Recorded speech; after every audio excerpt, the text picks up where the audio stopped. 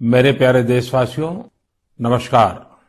मन की बात की शुरुआत में आज मैं आप सबके साथ एक खुशखबरी साझा करना चाहता हूं।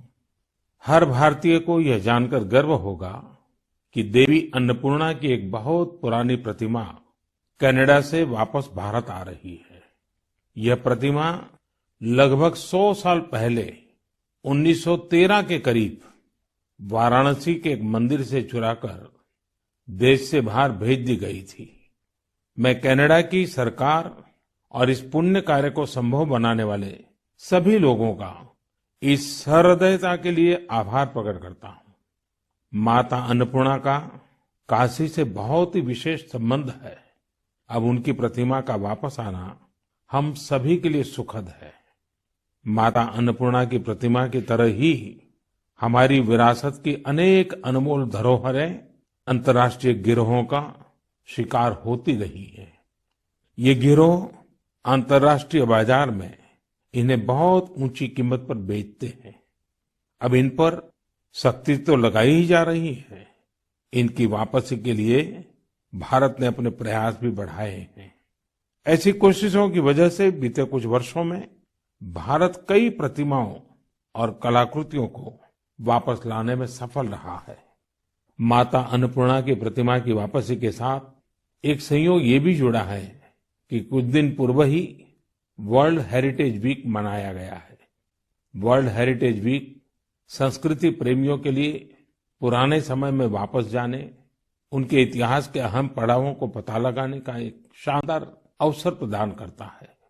कोरोना कालखंड के बावजूद भी इस बार हमने इनोवेटिव तरीके से लोगों को ये हेरिटेज वीक मनाते देखा।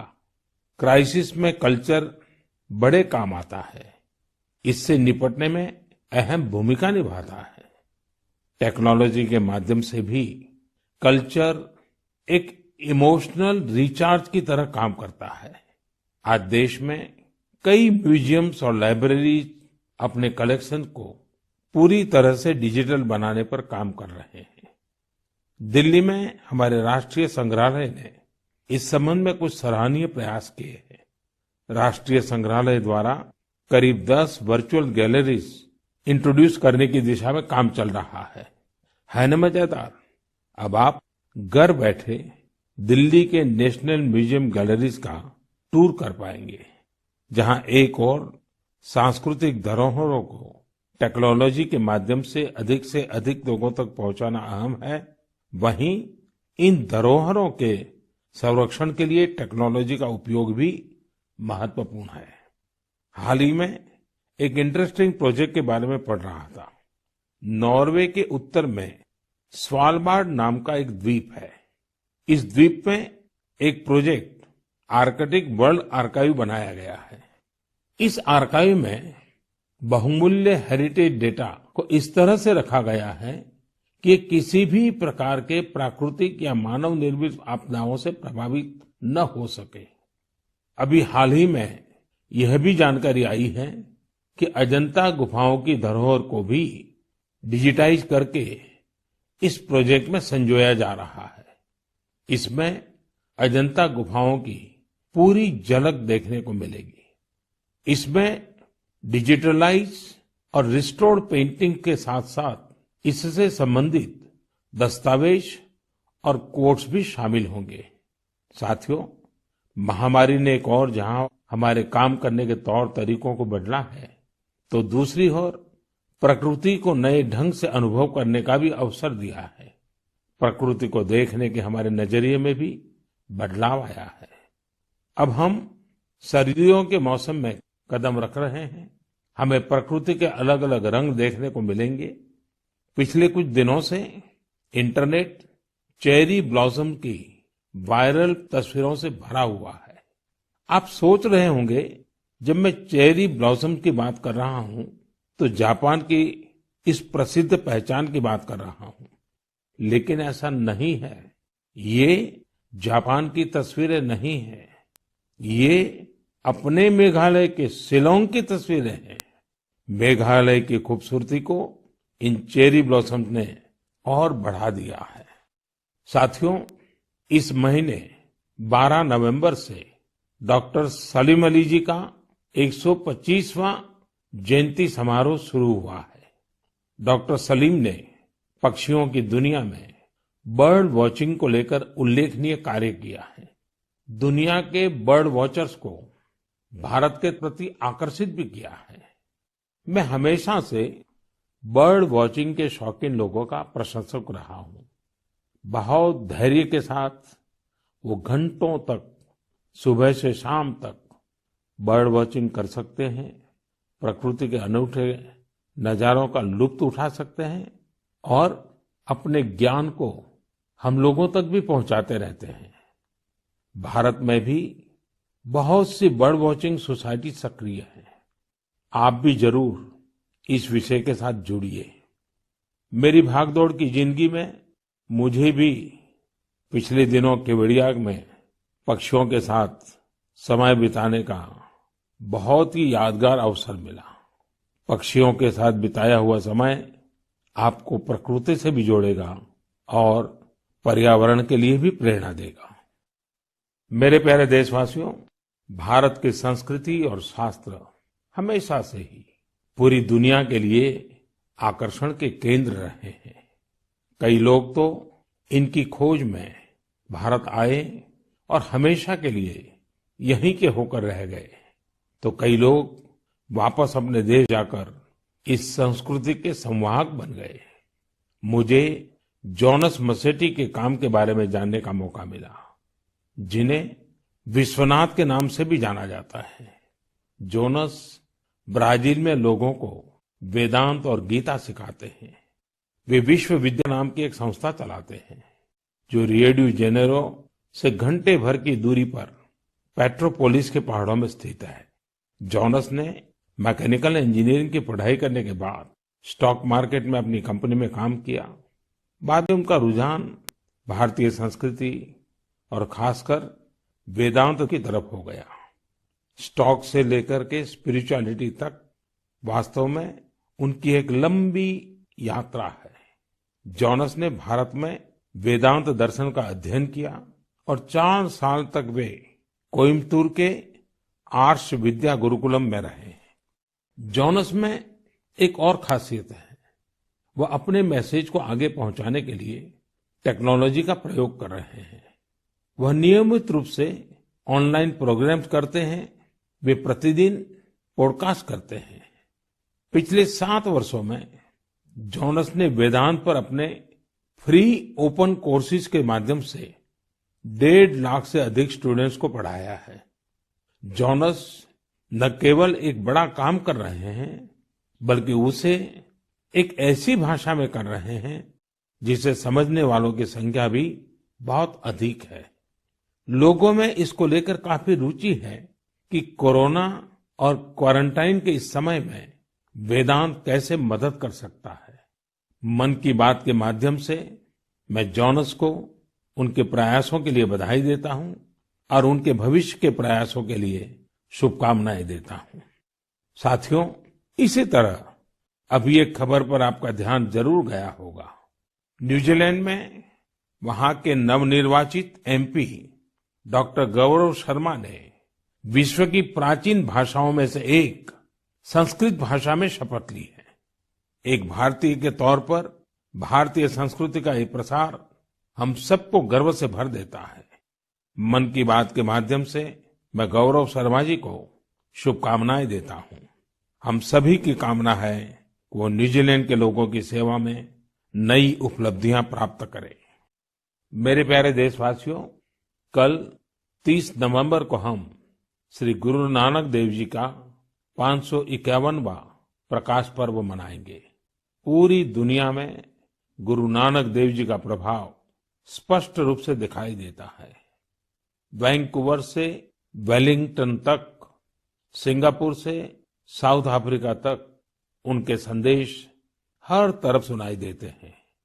गुरु ग्रंथ साहिब में कहा गया है, सेवक को सेवा बन आई, यानी सेवक का काम सेवा करना है। बीते कुछ वर्षों में कई अहम पड़ाव आए और एक सेवक के तौर पर हमें बहुत कुछ करने का अवसर मिला। गुरु साहिब ने हमसे सेवा ली। गुरु नानक देव जी का ही 550वां प्रकाश पर्व, श्री गुरु गोविंद सिंह जी का 350वां प्रकाश पर्व, अगले वर्ष श्री गुरु तेग बहादुर जी का 400वां प्रकाश पर्व भी है।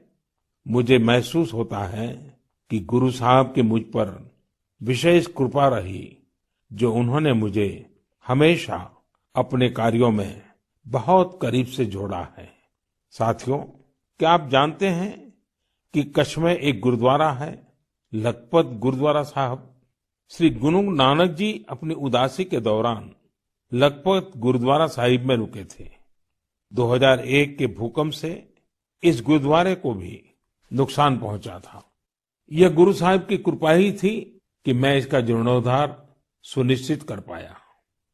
न केवल गुरुद्वारा की मरम्मत की गई, बल्कि उसके गौरव और भव्यता को भी फिर से स्थापित किया गया। हम सबको गुरु साहब का भरपूर आशीर्वाद भी मिला। लखपत गुरुद्वारा के संरक्षण के प्रयासों को 2004 में UNESCO Asia Pacific heritage award में अवार्ड ऑफ डिस्टिंक्शन दिया गया। अवार्ड देने वाली जूरी ने यह पाया कि मरम्मत के दौरान शिल्प से जुड़ी बारीकियों का विशेष ध्यान रखा गया।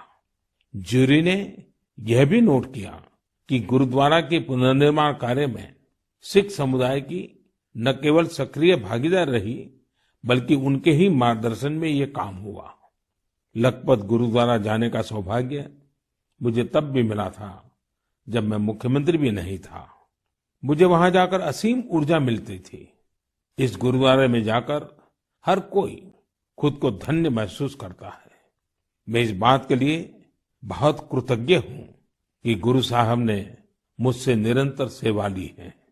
पिछले वर्ष नवंबर में ही करतारपुर साहिब कॉरिडोर का खुलना बहुत ही ऐतिहासिक रहा। इस बात को मैं जीवन भर अपने हृदय में संजोकर रखूंगा। ये हम सभी का सौभाग्य है कि हमें श्री दरबार साहिब की सेवा करने का एक और अवसर मिला। विदेश में रहने वाले हमारे सिख भाई बहनों के लिए अब दरबार साहिब की सेवा के लिए राशि भेजना और आसान हो गया है। इस कदम से विश्व भर की संगत दरबार साहिब के और करीब आ गई है। साथियों, ये गुरु नानक देव जी ही थे जिन्होंने लंगर की परंपरा शुरू की थी, और आज हमने देखा कि दुनिया भर में सिख समुदाय ने किस प्रकार कोरोना के इस समय में लोगों को खाना खिलाने की अपनी परंपरा को जारी रखा है। मानवता की सेवा की ये परंपरा हम सभी के लिए निरंतर प्रेरणा का काम करती है।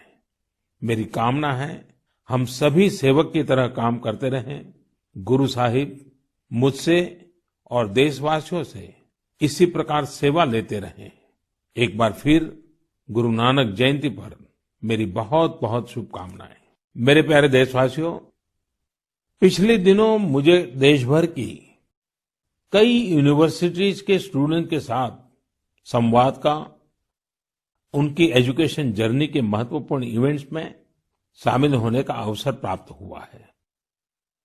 टेक्नोलॉजी के जरिए मैं आईआईटी गुवाहाटी, आईआईटी दिल्ली, गांधीनगर की दीनदयाल पेट्रोलियम यूनिवर्सिटी, दिल्ली की जेएनयू, मैसूर यूनिवर्सिटी और लखनऊ यूनिवर्सिटी के विद्यार्थियों से कनेक्ट हो पाया। देश के युवाओं के बीच होना बेहद तरोताजा करने वाला और ऊर्जा से भरने वाला होता है। विश्वविद्यालय के परिसर तो एक तरह से मिनी इंडिया की तरह होते हैं। एक तरह जहां इन कैंपस में भारत की विविधता के दर्शन होते हैं, वहीं दूसरी तरफ वहां न्यू इंडिया के लिए बड़े बड़े बदलाव का पैशन भी दिखाई देता है।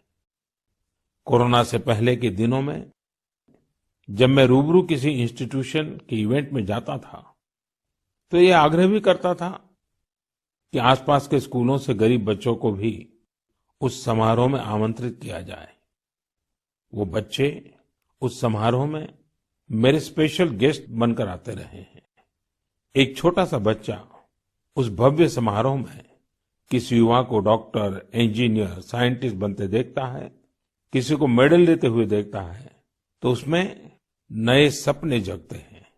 मैं भी कर सकता हूँ, यह आत्मविश्वास जगता है।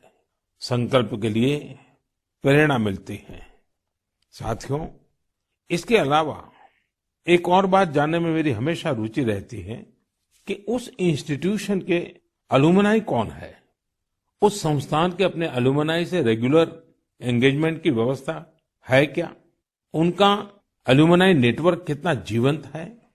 मेरे युवा दोस्तों, आप तब तक ही किसी संस्थान के विद्यार्थी होते हैं जब तक आप वहां पढ़ाई करते हैं, लेकिन वहां के अलुमनाई आप जीवन भर रहते हैं।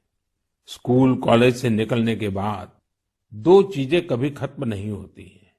एक, आपकी शिक्षा का प्रभाव, और दूसरा, आपका अपने स्कूल कॉलेज से लगाव।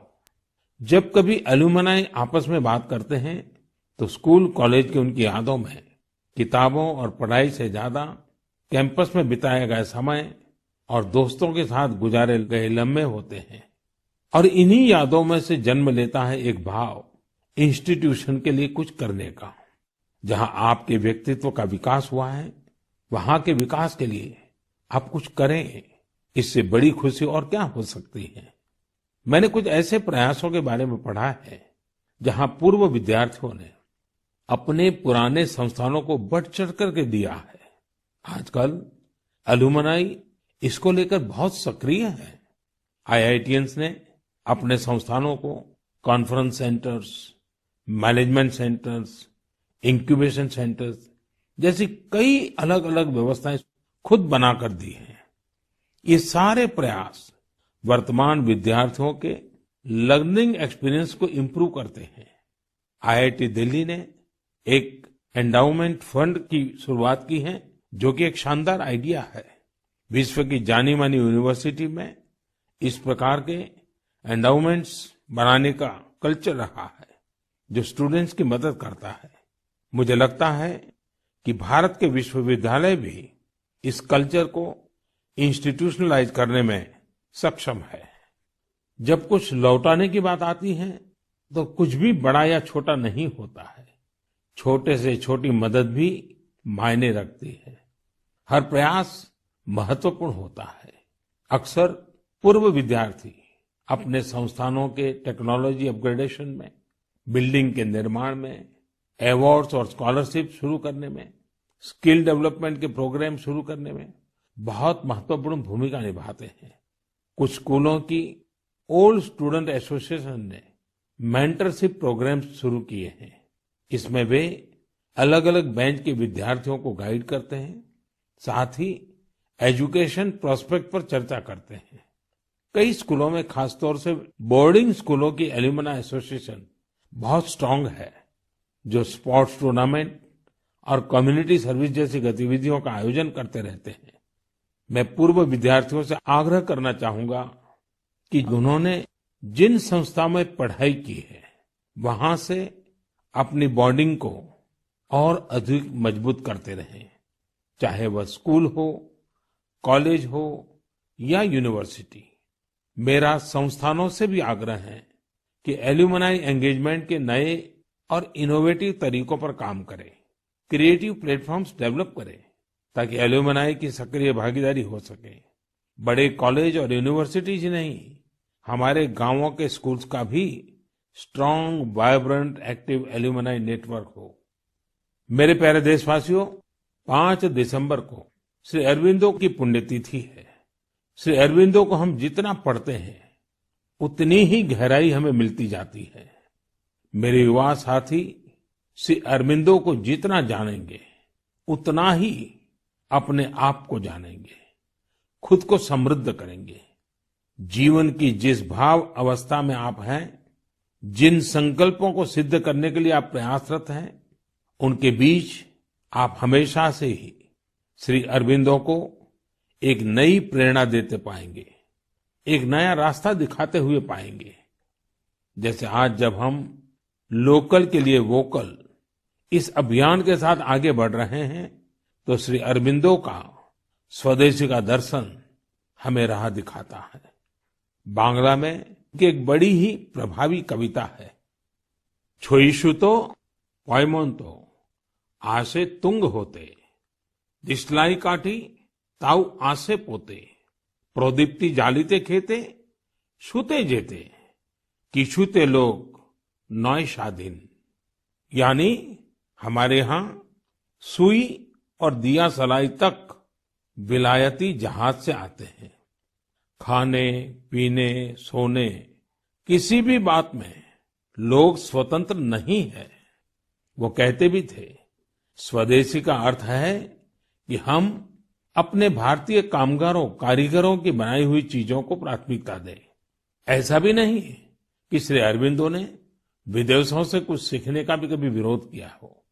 जहां जो नया है वहां से हम सीखें।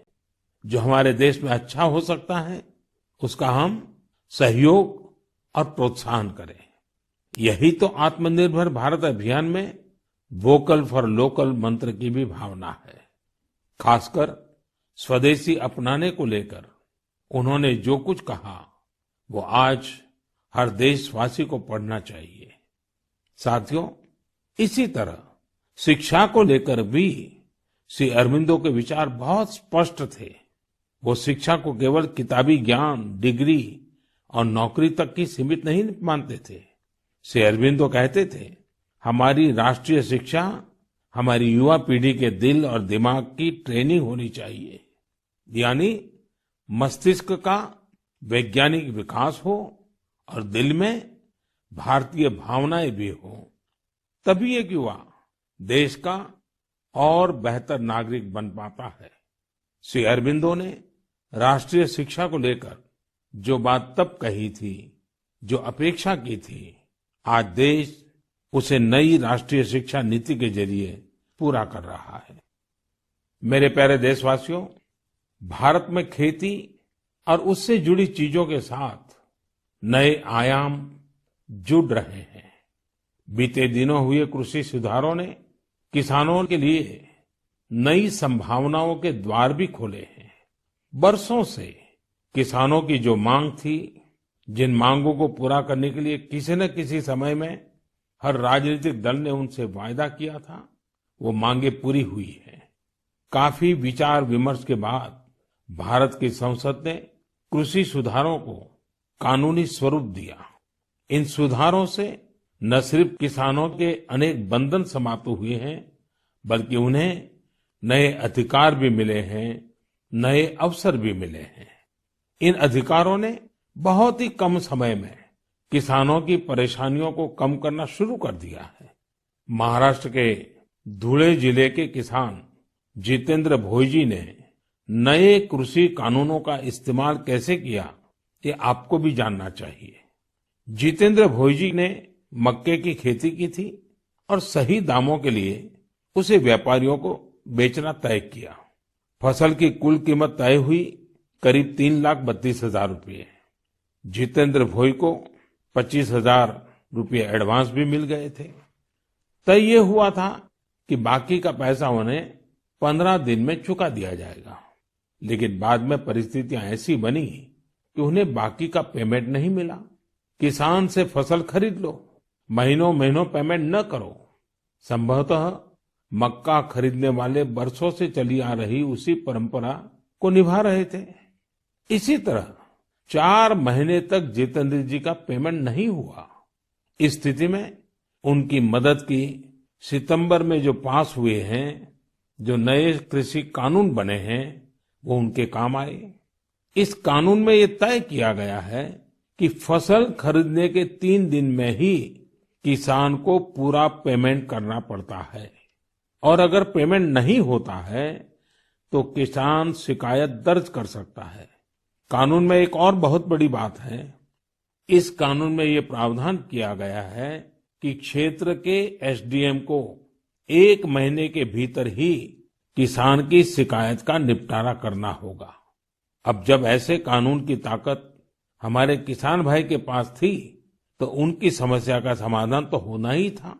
उन्होंने शिकायत की और चंद ही दिन में उनका बकाया चुका दिया गया।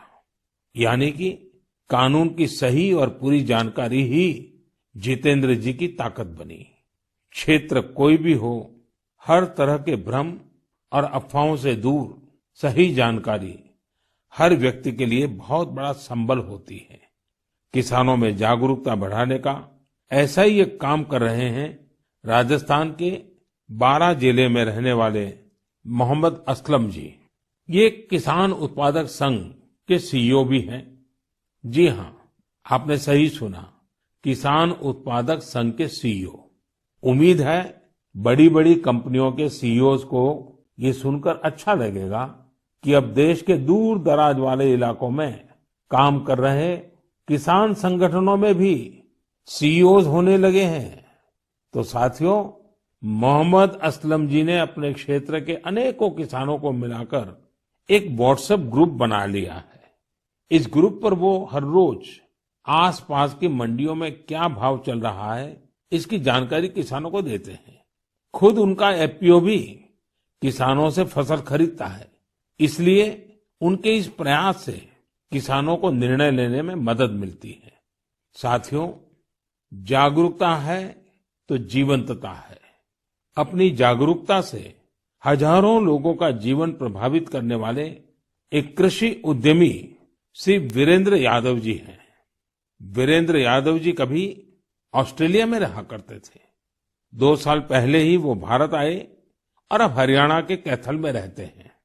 दूसरे लोगों की तरह ही खेती में पराली उनके सामने भी एक बड़ी समस्या थी। इसके सॉल्यूशन के लिए बहुत व्यापक स्तर पर काम हो रहा है। लेकिन आज मन की बात में मैं वीरेंद्र जी को विशेष तौर पर जिक्र इसलिए कर रहा हूं क्योंकि उनके प्रयास अलग है, एक नई दिशा दिखाते हैं। पराली का समाधान करने के लिए वीरेंद्र जी ने पुआल की गांठ बनाने वाली स्ट्रॉ बेलर मशीन खरीदी। इसके लिए उन्हें कृषि विभाग से आर्थिक मदद भी मिली। इस मशीन से उन्होंने पराली के गट्ठे बनाना शुरू कर दिया। गट्ठे बनाने के बाद उन्होंने पराली को एग्रो एनर्जी प्लांट और पेपर मिल को बेच दिया। आप जानकर हैरान रह जाएंगे कि वीरेंद्र जी ने पराली से सिर्फ 2 साल में 1.5 करोड़ रुपए से ज्यादा का व्यापार किया है और उसमें भी लगभग 50 लाख रुपए मुनाफा कमाया है। इसका फायदा उन किसानों को भी हो रहा है जिनके खेतों से वीरेंद्र जी पराली उठाते हैं। हमने कचरे से कंचन की बात तो बहुत सुनी है, लेकिन पराली का निपटारा करके पैसा और पुण्य कमाने का यह अनोखा उदाहरण है। मेरा नौजवानों, विशेषकर कृषि की पढ़ाई कर रहे लाखों विद्यार्थियों से आग्रह है कि वो अपने आसपास के गांवों में जाकर किसानों को आधुनिक कृषि के बारे में, हाल में हुए कृषि सुधारों के बारे में जागरूक करें। ऐसा करके आप देश में हो रहे बड़े बदलाव के सहभागी बनेंगे।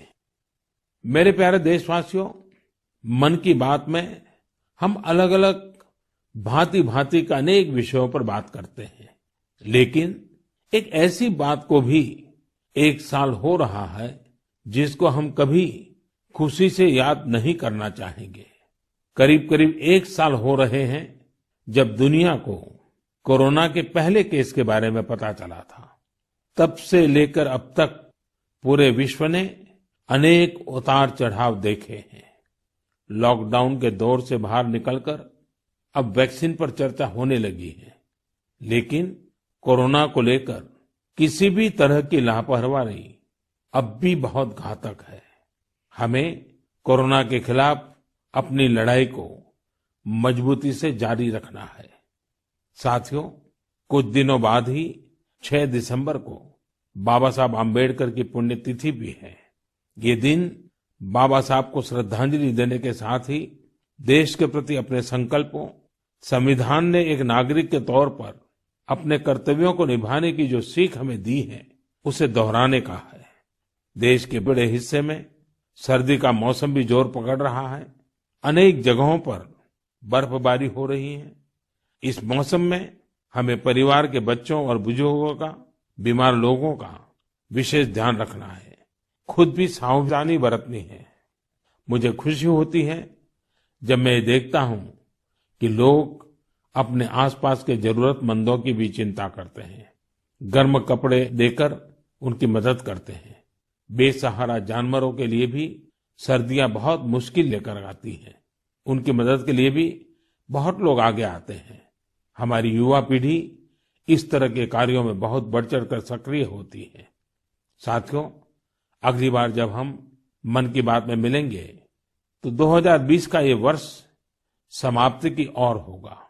नई उम्मीदें, नए विश्वास के साथ हम आगे बढ़ेंगे। आप जो भी सुझाव हो, आइडियाज हो, उन्हें मुझ तक जरूर साझा करते रहिए। आप सभी को बहुत बहुत शुभकामनाएं।